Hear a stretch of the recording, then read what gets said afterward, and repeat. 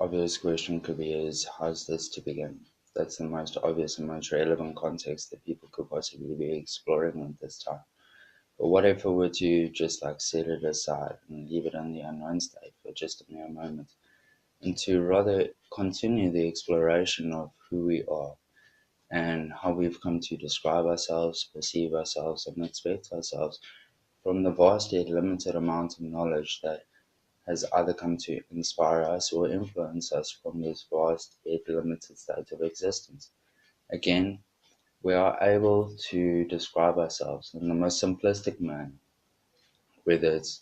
based on our thoughts or based on our emotions or based on a physical description. Again, it's to be realized that even that description, if it were to be further explored, is far more expansive than just a simplistic description, whereby if we were to acknowledge that we are able to describe the positive and negative within us and within our physical states of existence, this is a reflection of the infinite state of truth that exists within us, whereby thought has been distinguished,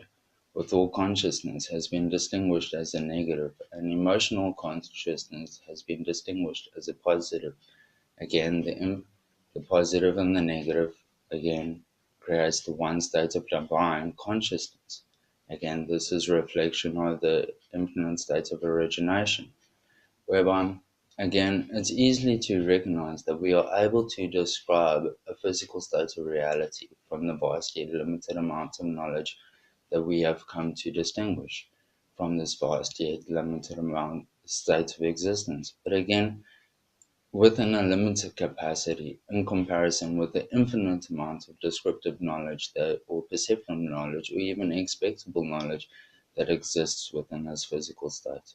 Whereby and this is a clear indication that our reality or our descriptive reality is within a limited capacity, even though it may be reviewed or reflected upon as expansive, it is still within a limited capacity if we were to reflect on the infinite amount of knowledge that currently exists within this existing state. So, if we are able to describe or perceive or expect a state of reality, we have to understand that we are also able to explore a vast, more expansive state of emotion, of course, which has been explored through happiness and peace and love that we have come to experience within the state of existence. But broadening that aspect of exploration could be reflected on upon individual states of dreams, whereby a state of dream has rather been reviewed or reflected or distinguished as more of an emotional connection towards the divine state of divine truth, divine possibilities, or infinite state of possibilities, freedom, happiness, love, and so forth. But again, within that context, it has to be equally realized that our thoughts, our descriptive thoughts, are seemingly let go of from the emotional consciousness to be able to explore this expansive state of possibilities or infinite state of divine emotional consciousness, which originates within us. So, in that context, our state of dreaming has been described or perceived or distinguished as a state of lucid dreaming, whereby again this is an emotional consciousness, whereby this is what the emotional consciousness creatively produces from the descriptive and perceptive and expective knowledge that the perspective state has come to acknowledge within this existing state. But again, knowing that the emotional consciousness has also originated from a divine state or a divine infinite state of knowledge, again, it has to be realized that our dreams are able to reveal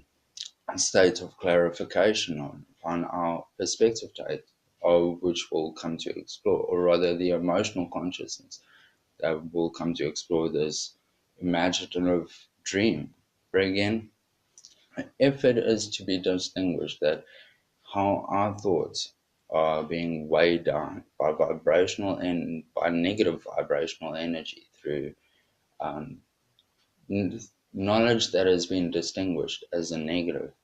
And if our thoughts had to explore the state of, or be wanting to explore this state of imaginative emotional consciousness, it has to be realized that our thoughts have to be cleansed before this divine state of purity could be experienced and explored, whereby we have to realize that if we have certain fears, that our fears will be manifested into specific matters or certain specific matters. It could be a state of a being, it could be a mere moment that whereby within the aspect of on the mind, our thought consciousness have to overcome this manifested state of fear, singular fear, to be able to explore the emotional divine state of consciousness, of which is a infinite state of experience, whereby anything is possible. Again, if it is explained that the divine state is an infinite state of possibilities, again, we have to also realize that this is not only to be able to be experienced within a state of lucid dreaming, that this has also been experienced for centuries, whereby this is obviously to be reflected on meditation or aka prayers, whereby people have come in for many, many centuries through different cultures, different religions, and all of that into a state of prayer to reach a divine state of emotional consciousness, which obviously, again, is the divine state or infinite state of love, infinite state of peace, infinite state of possibilities, infinite state of truth, infinite state of freedom,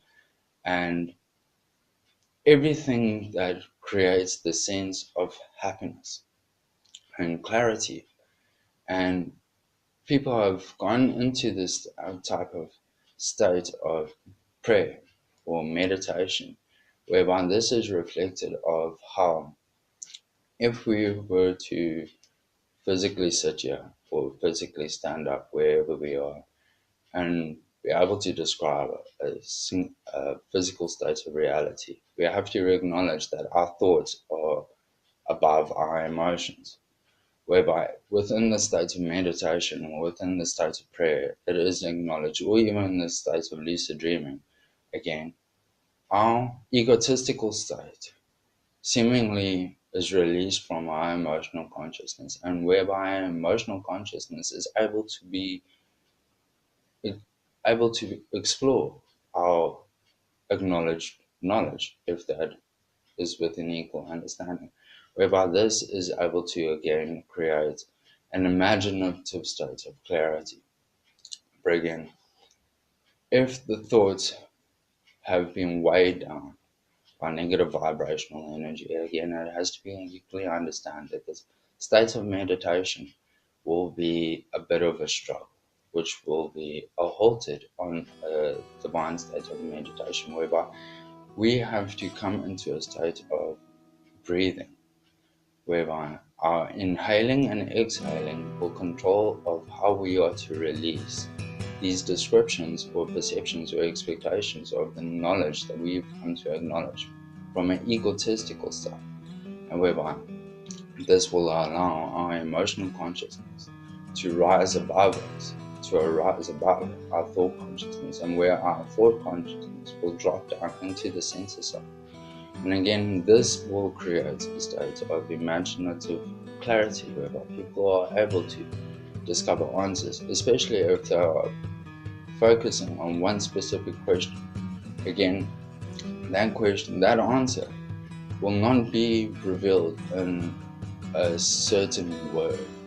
It's rather to be experienced in a state of moment, imaginative moment, whereby a person will come to explore a descriptive state, an infinite descriptive state that will come to reveal that answer within that emotional experience, if that is within an equal understanding. And again, this has been experienced or been explored and or possibly be continued to explored for centuries through different cultures and through different religions and all of that. But the mere whole essence of it is that within the state of meditation or within the state of sleeping, again, we are emotionally able to connect with more of an infinite state further. This will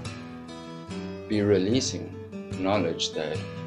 the ego perspective state should come to acknowledge, and that should change the ego perspective state to be more of